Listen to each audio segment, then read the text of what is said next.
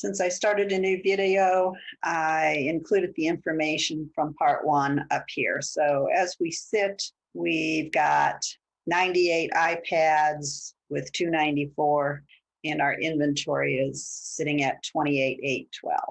The next part is shipping costs, and the question is who pays for the shipping? And as you know from Amazon, sometimes it's you, sometimes it's them. We've got some terms here like we did with the 210 net 30. So the term we use is FOB. That stands for free on board. It's kind of left over from the old train days. It tells us at what point does the customer get it for free.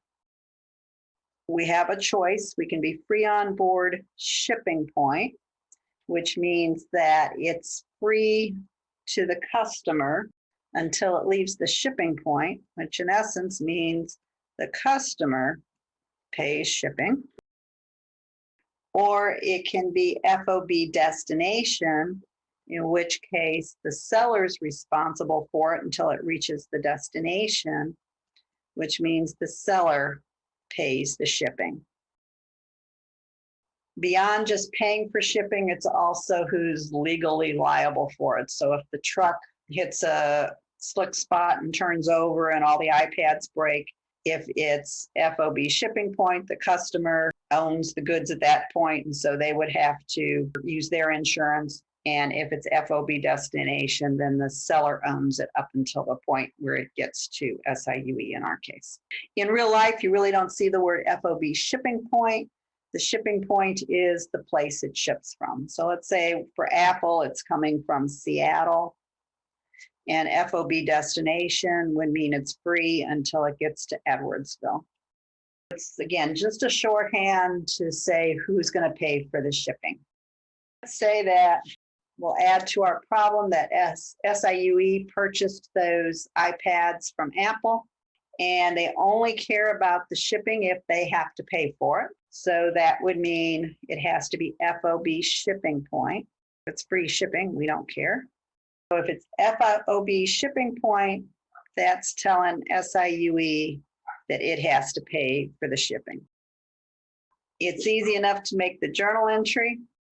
If the shipping costs are $500 to ship, we'll say all those 500 iPads, SIUE has to pay cash of $500. The cost of shipping them is just part of the cost of buying them.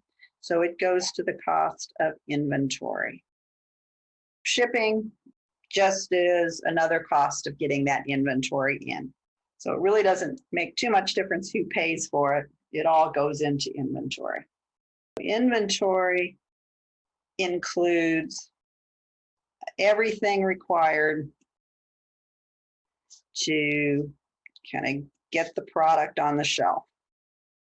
Let's say they would ship it to us and we would repackage it. They send us in groups of 10. We want to sell them individually. We want the SIUE logo on there. That all goes to the cost of inventory. Anything that you have to do to get that thing on the shelf. And again, if you get the discount, then that reduces the cost because we didn't really pay because we got that discount. So inventory is kind of the net cost to get that thing on the shelf. Sometimes we call this freight in because it's the freight cost to get the product in. Not too clever. So again, freight in goes into the cost of your inventory. We don't think about our return. We'll assume we really didn't do that return. So at the point when we just get the stuff in, it cost us $300.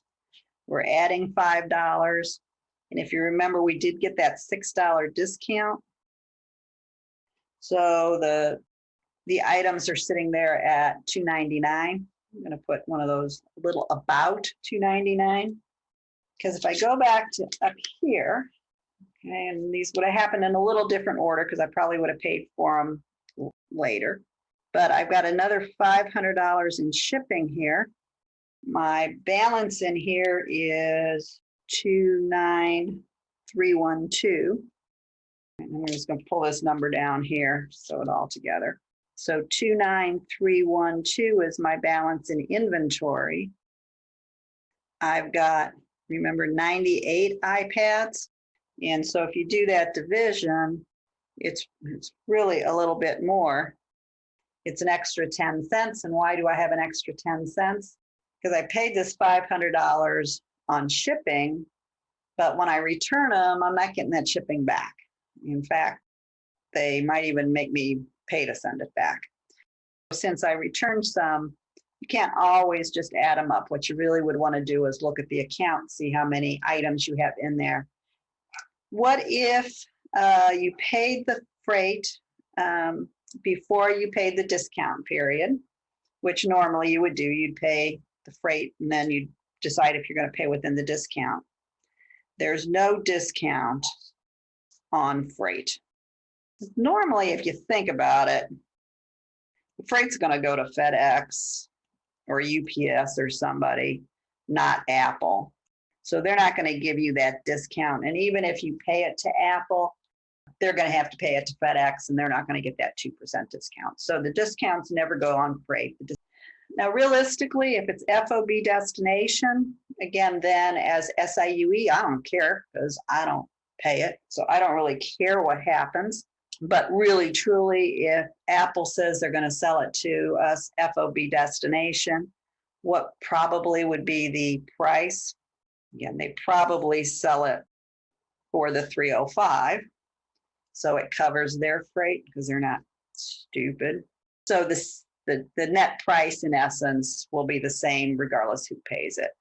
And even on Amazon, you'll see those where some places have real cheap prices, but then high shipping, and others just have free shipping, but a higher price.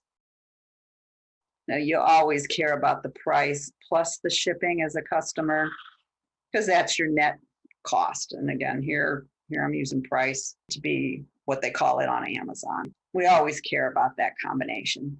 So the end result is your inventory is going to be your cost. If you again watch Shark Tank, they call it what's your cost landed. And it's what your cost is basically to put it on the shelf